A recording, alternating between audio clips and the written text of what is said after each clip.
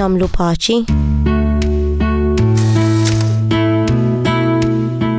Paċi kolaċi, il-Madonna fuq rasi, Kristu fuq l-artal, qed ibirek it-tfal iż-żar.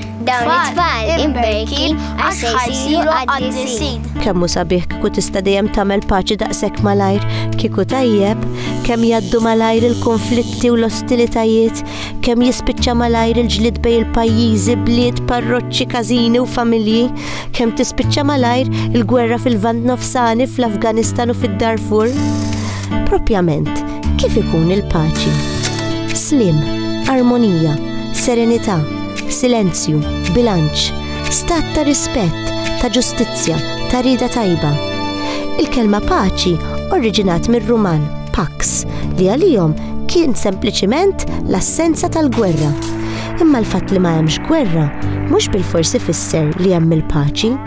Martin Luther King kien qal li biex il-paċi sseħħ hemm bżonn sistema ta' ġustizzja.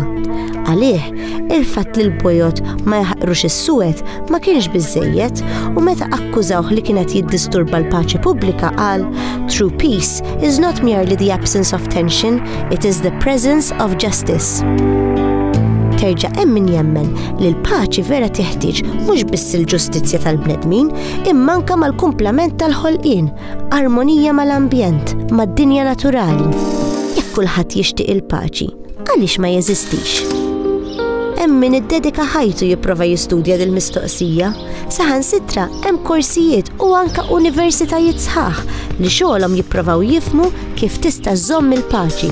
Jeżistu gruppi sħaħ bħal Amnesty International u organizzazzjonijiet dinjin oħra bħal Ġnus Magħquda b'missjoni li jaraw kif jagħmlu u jżommu l-paċi.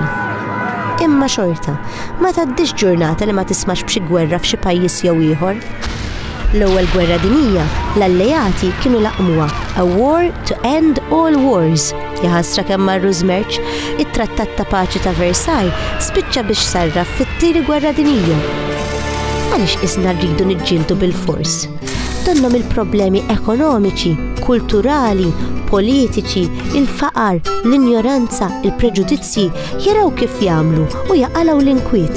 Il-konflitt politiku, ir-reba l-poter, il-ġlied bejn gruppi ta' nies li jemmnu f'idejali differenti, reliġjonijiet, etniċitajiet u iktar ma' soċjetà tipprova tibla ġo fiha bħal bomba li qed tippakkja bl-esplussiv, iktar toħloq pressjoni u iktar hemm ċans li tfaqqa xi gwerra. Mela kif nistgħu nagħmlu biex ikun hawn il-paċi fid-dinja? Gandhi kien jgħid li l-paċi mhux biss lan iżda anke l-mezz li bih tilħaq għanijiet oħra. Fi kliem ieħor, il-paċi jrid ikun f'kollox u kullimkien. Uħud jemmnu li kuljum nistgħu nagħmlu xi ħaġa biex inrawmu l-paċi u għalhekk li l-paċi hija xi ħaġa li nistgħu nagħmluha aħna. Oħrajn jemmnu li l-paċi jinħoloq biss fl-aħħar tad-dinja.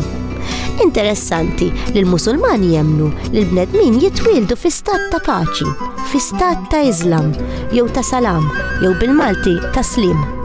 Jitwieldu kollha mħabba, imbagħad kif jesponu ruħhom għad-dinja jitniġsu. Fil-Quddisa Nisranija, bħal f'reliġjonijiet oħra, noffru l-paċi lil xulxin. Min jemmen fid-demokrazija juri evidenza li tgħid li pajjiżi demokratiċi rari jiddekjaraw gwerra kontra xulxin u allura iktar ma jkun hemm pajjiżi demokratiċi, iktar hemm ċans ta' paċi fid-dinja. U forsi daqqa tajlej il-pajjiżi li rnexxilhom iżommu l-paċi ma tagħmilx ħażin. L-Iżvezja ilhom mill-1814 ma jkollhom gwerra u fl-1814 kienu nvadew lin-Norveġja minn dak iż-żmien law għadu bi kwietom. L-Iżvizzera ilhom mill-1848 neutrali u bla gwerra. U Costa Rica ħelset mill-armata xi 60 sena ilu u baqgħet fil-paċi.